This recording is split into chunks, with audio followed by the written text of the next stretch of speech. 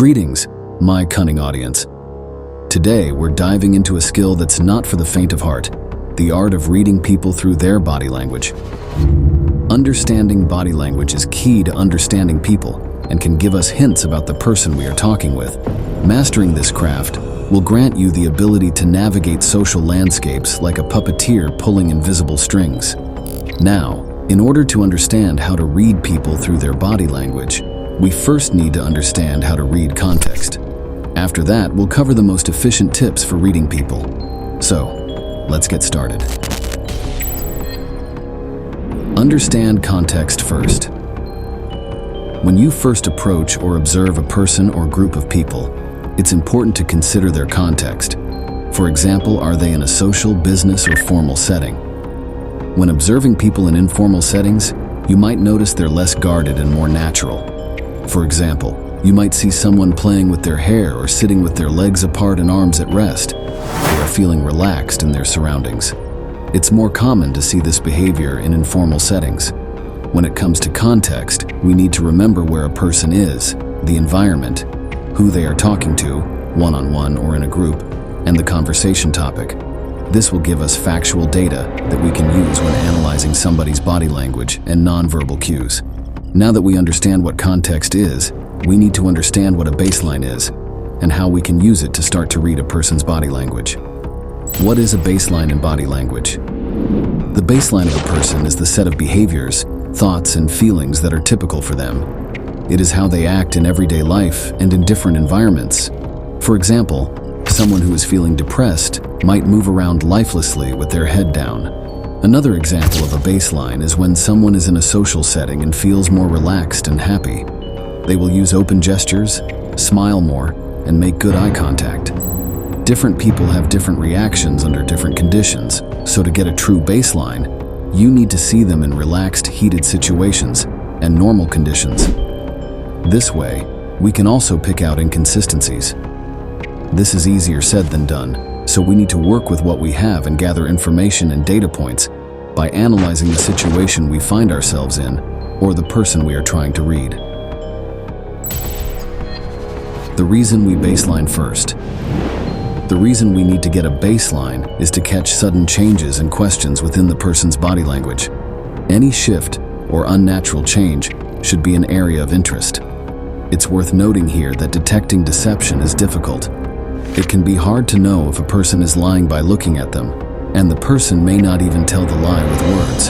However, it has been found that small changes in body language can indicate signs of deceit, such as sudden movements or gestures. By establishing a baseline and noticing any sudden changes in an individual's body language, it will be possible to catch or probe a little further into a person's thought process. This is why we baseline someone, to see what changes they're going through so we can spot issues they might not be telling us about or problems as they arise. Body language is hard to read, but it will get easier the more you work on it. Next, we'll take a look at clusters of information shifts. This will give us clues as to what's going on internally with a person. Noticing cluster cues and nonverbal shifts. A cluster or cluster shift is when we see someone become uncomfortable. You can tell when this happens because they'll have a few different body language movements. We are looking for a shift from the baseline, but not just one or two differences. There needs to be a group of 4 or 5 cues to raise our interest. Here are some of examples of clusters. 1. Arms down to the side being moved across the chest. 2. A shift in breathing from the stomach to the chest. 3. An increase in blink rate from slow to rapid. 4. Moving, sitting up in a chair or moving around. 5. Eyebrows narrowing and pupil dilation. 6. A cluster shift is defined as a group of clusters taking place within 5 minutes. What do we do? Once we notice a cluster shift. When we notice a cluster shift, this is the time to think back on what has been said or done to the person for them to react in that way. For example, if you're a car salesperson trying to sell a car and mention the cost of ownership, and your client sits up straight or crosses their arms, this can be interpreted as them feeling uncomfortable about that particular point. Maybe they don't have the money, or maybe they're just coming to look at a potential car. Whatever the reason, it's your job to figure this out or avoid it altogether. When you spot a shift or cluster group, something is happening.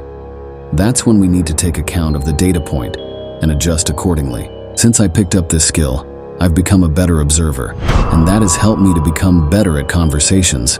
It's kind of like a secret superpower. Now that you understand how to read body language a little bit, let's take a look at my top 8 areas to note when you're looking for someone for the first time. 8 areas of the body to read. Look at the direction of their feet. In the fabulous book, What Everybody is Saying, Joe Navarro suggests we start to analyze from the ground up. The feet will indicate where a person wants to go, as well as comfort and discomfort. When I first analyze a person, I always look at their feet. This gives me 2 pieces of information: where they want to go and who they're most interested in. For example, if they are pointing towards the door, then they want to go that way. But if they are in a group of people and their feet are pointing towards someone, then that is the person they find most interesting. I recommend taking a look at body language of the feet, one step at a time, for a more in-depth understanding. The feet are also a reflection of what the person is feeling on the inside. When we are feeling restless or uncomfortable, our feet will often be bouncing around or wrapping around a chair leg to lock. If someone has their feet up on the seat of a chair, it may be because they feel superior to others and need to put themselves in an elevated position. When in doubt, trust your gut. Emotions often appear as micro-expressions in fractions of seconds, so if we feel a certain way, it's probably for good reason. Forehead first, furrowed brow. Most people look ahead first, then they look at the forehead. The forehead is one of the most visible areas of the body, and one that is visible almost all the time. You can tell a lot about a person from their forehead just by looking at it. For example, if you see a furrowed brow, it could mean they are angry or confused. This is context dependent. I always take a quick look at the forehead in the first few seconds of analyzing a person. Check out, what does it mean when someone looks at your forehead for more information on the forehead? See if they're making direct eye contact. Once you have a general idea of how a person feels, take a look at their eye contact. Are they looking away or keeping good eye contact? This should give you some idea of how comfortable they feel around people. Also, pay attention to their blink rate. A faster blink rate tends to mean more stress. Check out Body Language of the Eyes. Learn all you need to know for more information about the eyes. Observe their posture. The second place I look is at their posture. How are they standing or sitting? What kind of vibe am I getting from them? Are they happy, comfortable, or sad and depressed?